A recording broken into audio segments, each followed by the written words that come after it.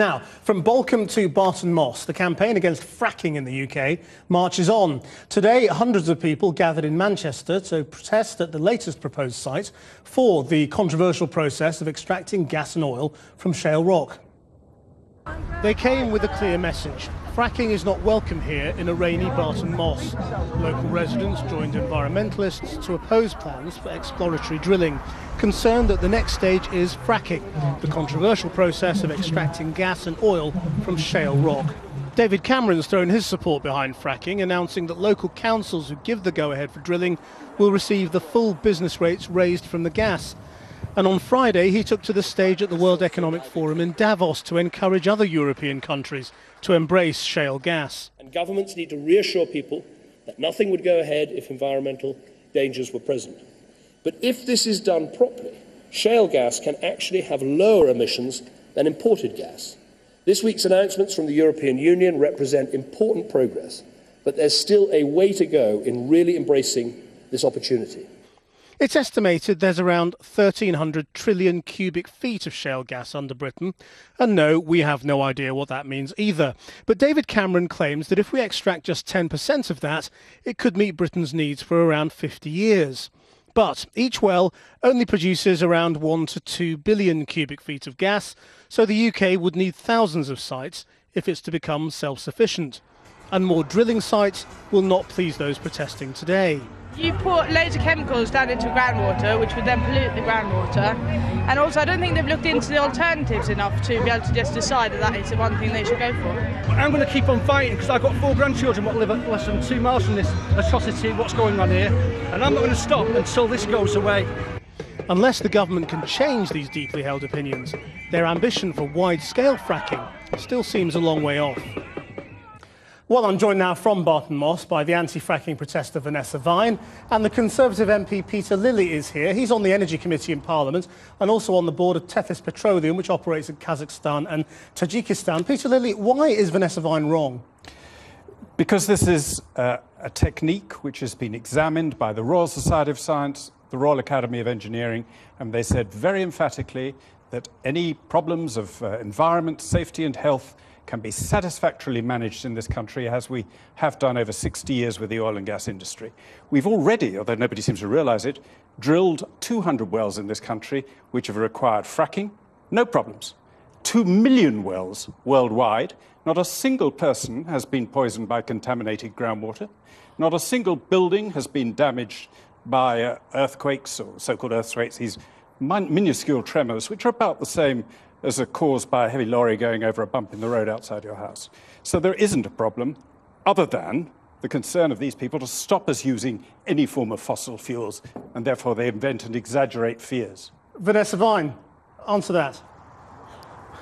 Mr. Lilley, you are at best negligent. We have a letter from DEC. There has been one high-volume hydraulic fracturing operation in this country, and it caused earthquakes. It cracked a house. It had people waking up in the night. 80 people have reported damage from it. That was in Lancashire in 2011. It has happened once. You are not speaking the truth, sir. I spoke to you on 5 Live in September, and you were coming out with the same nonsense. This is a novel technology. Many people have been poisoned. There are more than 2,500 families in Pennsylvania, and they're just the ones who've dared speak out, detailing the asthmas, the cancers, the silicosis in the frack field workers' lungs, the spontaneous abortions in their livestock, and in Queensland, Australia, with the coal seam gas, coal bed methane industry, the same. Grandparents speaking out in desperate situation about their grandchildren, the state that they are in and the things that are going on. How dare you lie on live television to the people here?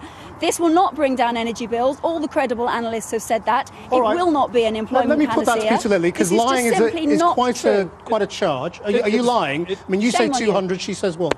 Well, there was one in Morecambe, but there have been lots of others over the country over years. Sir, it was in Lancashire. Just let me finish for a second. I'll come back to you in a minute. There was an oil well in Morecambe. You're absolutely right. It was in the shale up in Lancashire. There's been one there, but there have been 200 across the country. She accuses me of lying. Fair enough. I'm used to that sort of abuse, though people who resort to that sort of abuse should be viewed with suspicion. Is she accusing the Royal Society of lying? The Royal Academy of Engineering of lying? All right, just answer that one, Vanessa Vine. No, the Royal I'm Academy and the Royal Society. No, I'm not.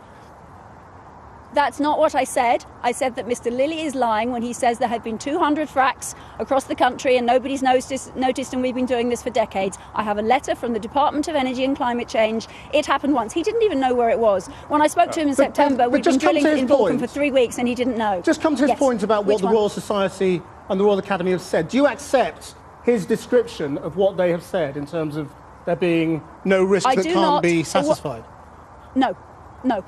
As a layperson who lives 4 miles from a potential site in Vulcan, who's been researching this for 2.5 years, who've been speaking to people in Pennsylvania, in Queensland, in Poland, in Romania, all over the world, people who are daring to speak out despite signing non-disclosure agreements about the terrible harm, the water pollution, the air pollution, the seismic activity that is triggered. This is proven fact. And Mr. Lilley, if he is empowered as a minister and one of only 3 ministers who voted against the Climate Change Act. This is what we have here, sir.